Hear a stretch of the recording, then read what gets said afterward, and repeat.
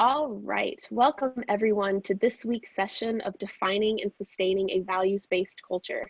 Today, we will be discussing hiring for the right fit.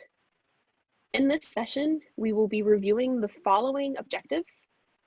Our presenter is Steve Wiley, president of CEEK and author of Navigate Chaos, a #1 bestseller on Amazon, who is on a personal mission to rid the world of zombies in the workforce. And with that, I will pass it over to you, Steve. Thank you, Maggie. I'm going to share my screen here, switch it over real quick. All right, well, welcome everyone. Appreciate all of you joining us today. If you've been with us the past few weeks, I've really shared kind of the approach or methodology to how to define and implement a values-based culture. Last couple of weeks, we talked about how do you communicate, train, and coach that into the organization. Well, today's session is probably the most important, which is really how do you hire for the right fit? How do you prevent this degree of misalignment between your professed values and demonstrated behaviors just through your hiring practices alone? So before we dive into that, as usual, I just want to throw out a question for you. And if you want to, you can respond in chat. Just how does someone that's not a good cultural fit affect the team? Would love to just hear a couple of thoughts that you have, or you can take notes on your own. I think we all know that this can be detrimental. So would love to hear if anybody has any thoughts or ideas relative to that.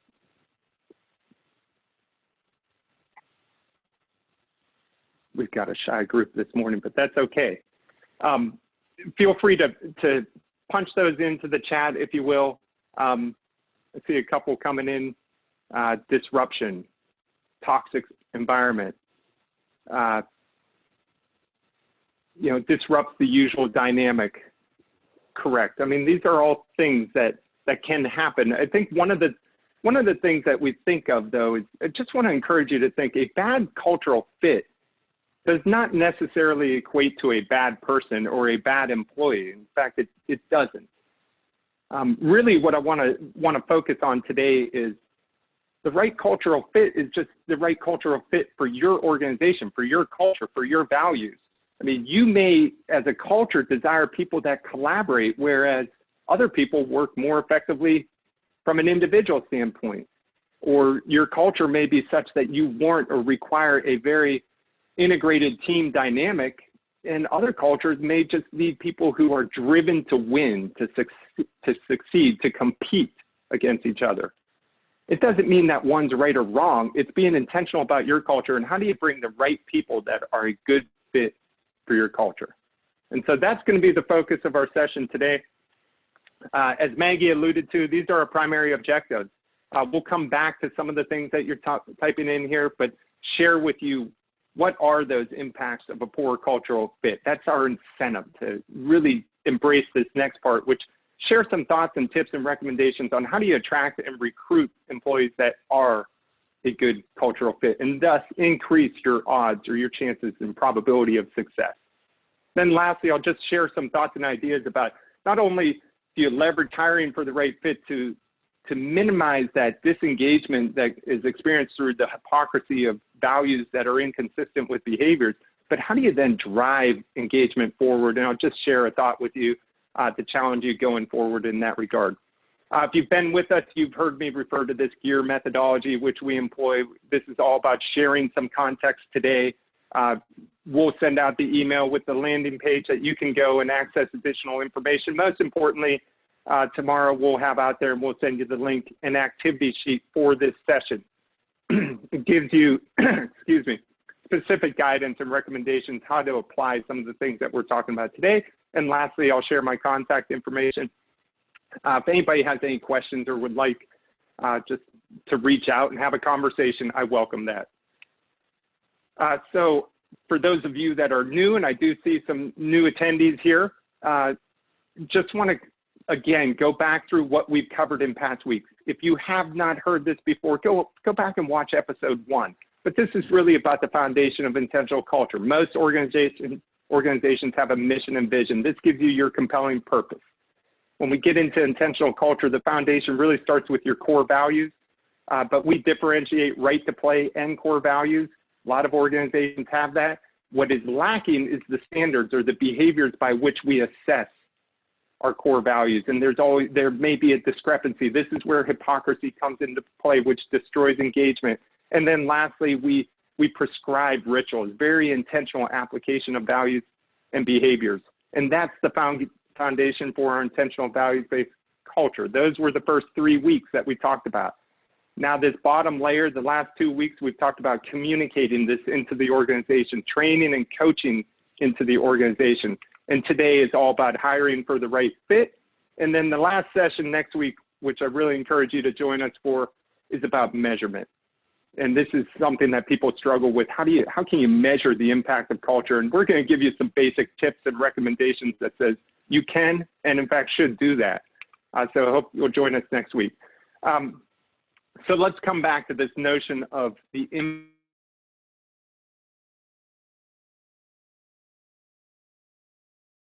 environment. Toxic environment will destroy employee morale. I mean, they often say a team is only as good as its weakest link. And I think that the same can be said for culture in organizations, that, you know, it is the case where one bad apple can have a significant negative impact on the bunch. And so it can be contagious. And if you have the wrong dynamic or a misalignment of values and behaviors, and you bring that into the organization, it can affect everyone, the entire team. It can create that toxic environment. And that often comes in terms of time and productivity. It can impact the productivity of the team who are dealing with cultural dynamics rather than the work that needs to be done. And it certainly impacts those of you on this call who have been managers and have had a bad cultural fit. You know as well as I know that that can take a lot of time and effort, and it's worth putting in the time and effort to try to coach individuals to improve. But it's worse when you disregard or ignore that obligation or extend or prolong it. Something that I personally can say that, yeah, I've seen that firsthand from myself. You know, the impact that can have on time and productivity, ultimately that equates to a financial cost as well. And there are financial costs associated with recruiting, hiring, onboarding. The Society for Human Resource Managers did a study where they estimate that the impact of hiring a bad fit or a bad employee on average can be $240,000, which sounds absurd to me. I think the Department of Labor gives a kind of a more reasonable estimate that is about 1/3 of the cost of the salary of an employee can be the cost of hiring a bad fit. You know, regardless of whether it's on that low end or that high end, it's probably somewhere in the middle, but it's a significant cost, especially if you're leading a small team or a small organization. I think the CEO of Zappos said, he was quoted in an article saying bad hires cost his organization $100 million plus. There is significant cost associated, and it's time, it's effort, it's cost. But most important cost probably comes on this last item, which is image and credibility. If you're representing yourself and you have employees that are not representing in the manner that you profess are your values and your behaviors, it impacts your brand. And that can be, if you're owning an organization or a team that you're trying to market internally, can be at any level. It impacts your credibility. It also can lead to losing business. Again, back to a financial cost. So the impact of a poor cultural fit just reinforces the need to get this right. And you're never going to be perfect, but you can minimize the probability that you do hire a bad fit, and want to talk to you about how you go about doing that. And this brings us to our approach for hiring for the right cultural fit. If you've been with us in the past, we'll have an activity sheet that lays out some of the steps. But really, we give you some steps or some guidance on how you can create some of these outputs. But you can do this any number of ways, and really just want to talk through some of these example outputs. And first, we have values competency descriptions. If you were with us last week, we talked about, you've done the work. You've defined your core values, your right to play and your core values. You can adopt and embrace those as core competencies within the organization. Those are the things by which you will promote. Those are the things by which you will advance in your organization. You've got those core competencies in terms of the values that we've already defined and those associated behaviors. Now you leverage those values and behaviors as a cultural fit checklist. This becomes criteria, and I'll share with you what this looks like and how you go about doing this. And if you have those established as the criteria, it's not going to be perfect, but you can be intentional and increase your odds of success here. But if you have those defined as the criteria, now you can be intentional about what are good questions that we ask. What is it that we're looking for when we're interviewing candidates? So that gets the cultural fit interview questions. And again, I'll share some examples of what this looks like. And then lastly, some organizations have hiring processes in SOP. We're small. I have to admit, we haven't gotten here yet, but we need to put this in place. But Glassdoor did a study, and they estimate that those that have standard defined processes for interviewing and hiring are 5 times, or those that don't have that, I should say, are 5 times more likely to make bad hire decisions. People leave. You have retention issues.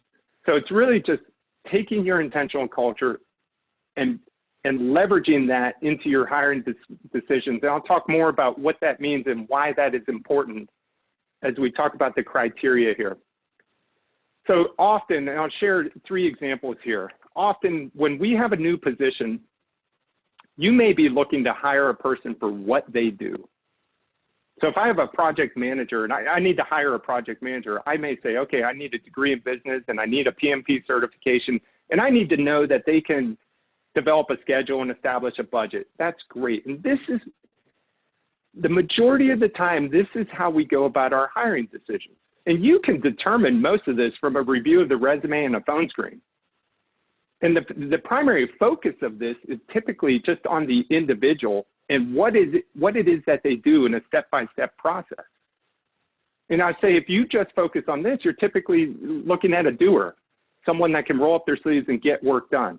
And I often like to say, the question I have for leaders in organizations, are you hiring a tennis player or are you hiring a soccer player?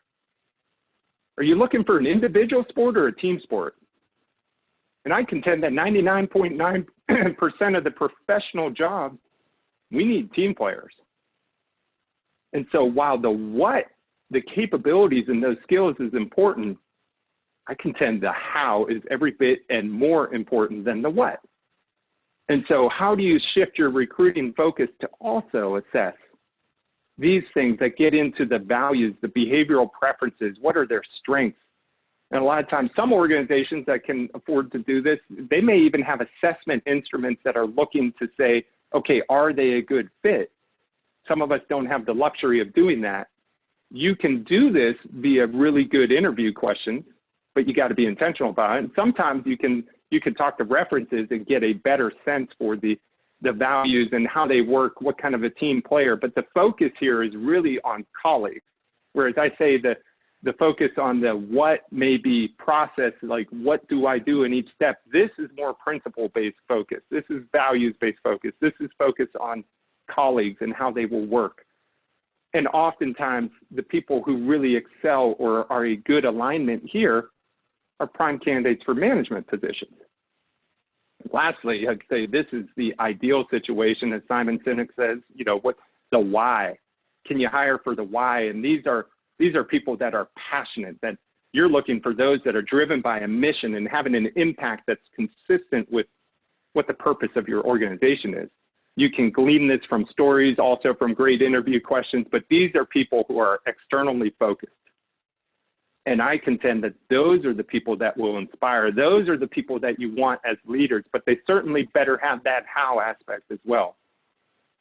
And, a lot of times, again, as we focus on this what when we're making hiring decisions, I want to challenge you to really dive into the how, which gets to the application of our intentional values-based culture. So I'll talk a little bit more about that, what that might look like. So cultural fit checklist, as you see here on the left side of the screen, these are our right to play values. You know, one of the things that, first thing I'd say is assess the values, assess the fit with the right to play and core values of the organization. Now, the right to play values are what you see for us on the left side. Core values I'll talk about here in a minute, but the right to play generally, right to play means just that. If you don't have them, you should not be playing in this game. It's more of a yes or no. Now, it's not black and white when you're interviewing, but you look, you listen, you look for signs that someone does or does not demonstrate these values. Authenticity. You know, is someone genuine? Are they acknowledging shortcomings? Clearly. Humility. When they speak to you, are they actually talking about the we or the me? What kind of language are they using when they're talking about team and collaboration? And you can be intentional about the questions that will get to that. Empathy. We talk about listening to understand. Are they engaging in a conversation? Do they ask good follow-up questions? Honesty. If you see warning signs that something on their resume may be misrepresented, red flags need to be going off relative to your right to play values. Accountability. If they have some recent frequent job changes and you ask them about that, and every response is about blaming another or someone in the organization, is that consistent with our value of accountability? These are things that you can be intentional and test for. And in the case of right to play values, I generally will have a checklist in the activity sheet. That's a yes or no. They either have it or they don't, or it's not assessed. A couple of other things to think about. References. I know some organizations have some restrictions on references and things of that nature, but if you're able to check references, you can definitely listen for distinctions.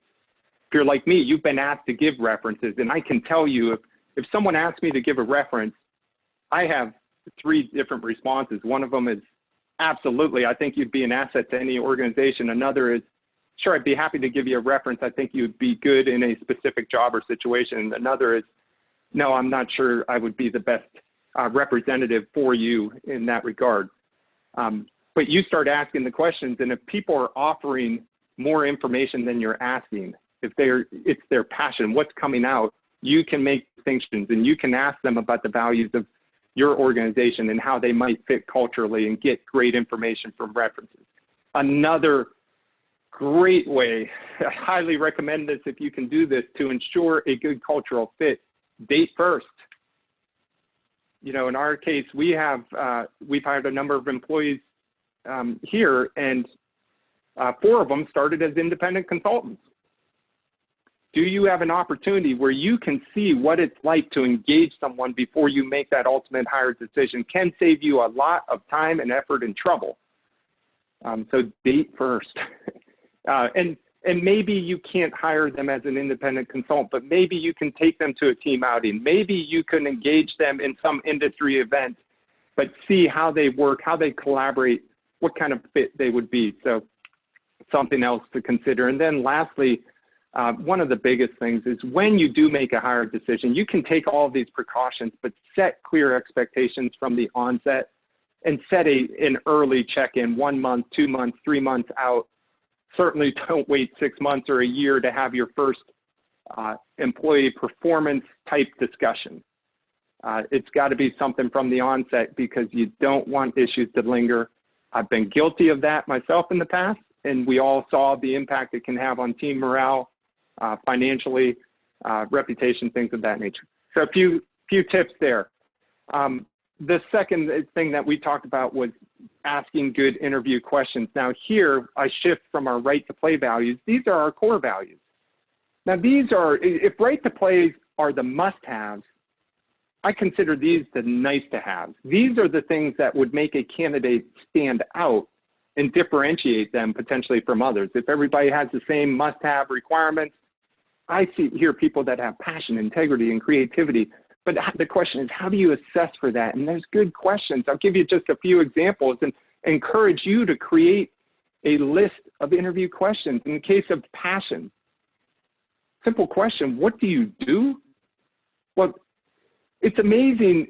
Most people will answer this question by their job. If I'm interviewing for a healthcare worker, maybe somebody said, and there's a great example on job crafting in a study done where somebody answered, some people answer that question, they're healthcare workers, they clean hospital rooms, and well, I'm a healthcare worker, I'm a janitor, I clean the rooms, and someone else answered that question and said, I'm an ambassador of health. Wow. Just a different level of passion. People ask me, what do? I tell them, you know, I run a small business, or do I answer? I often answer and say, I rid the world of zombies in the workforce. You can start to hear a passion when people answer in terms of why, not what. Another question here, who is someone you admire and why?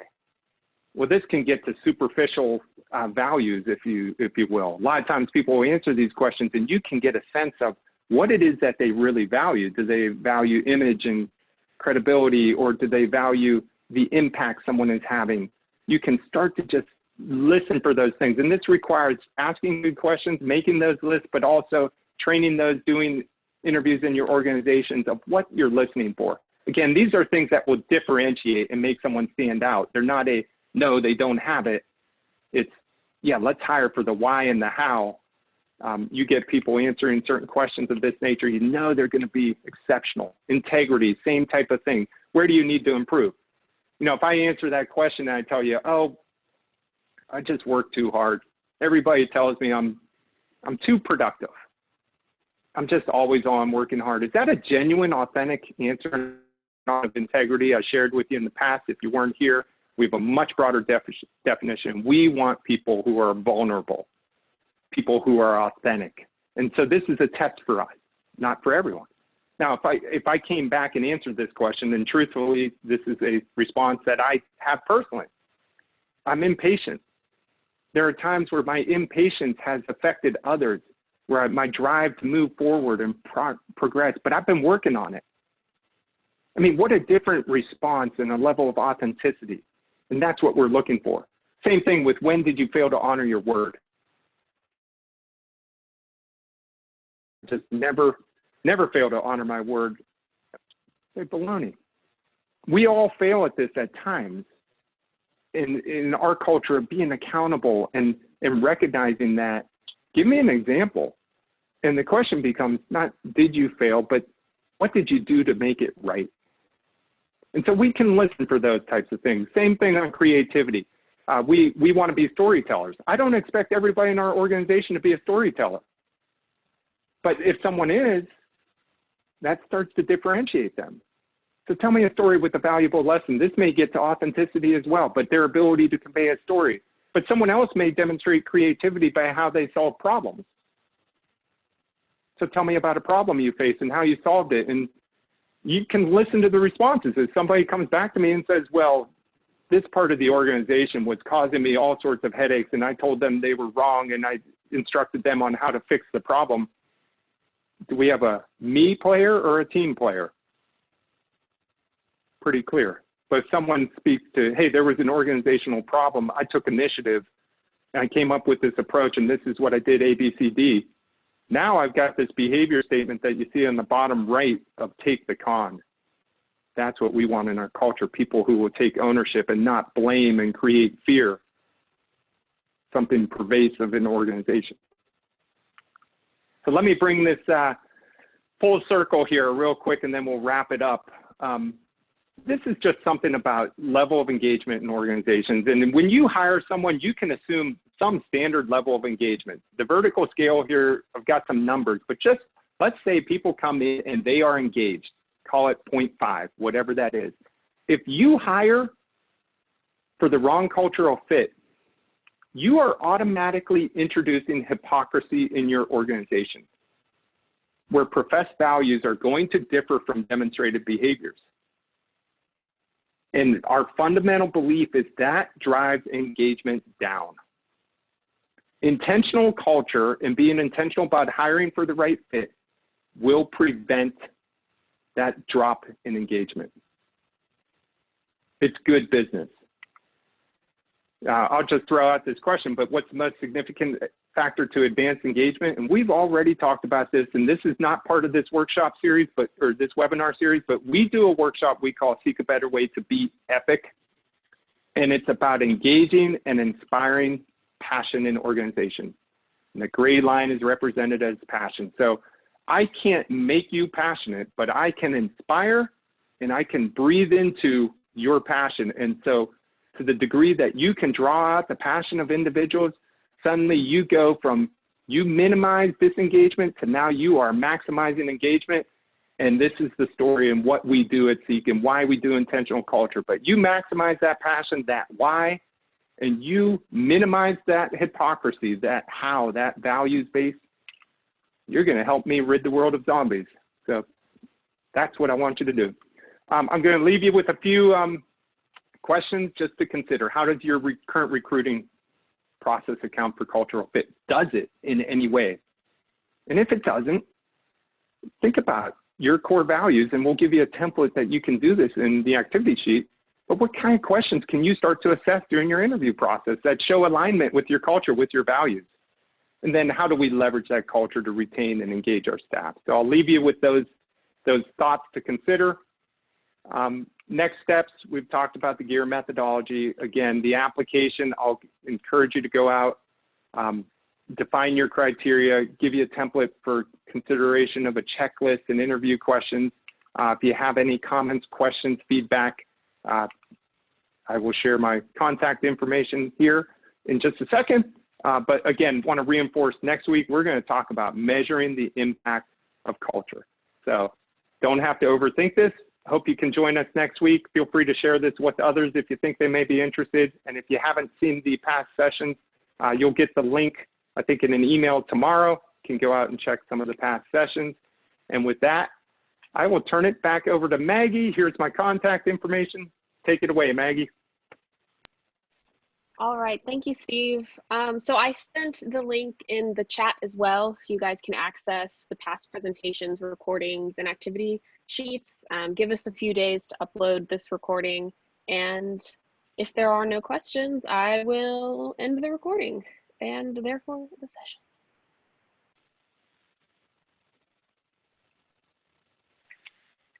Thank you all. Thanks, Maggie. Thanks.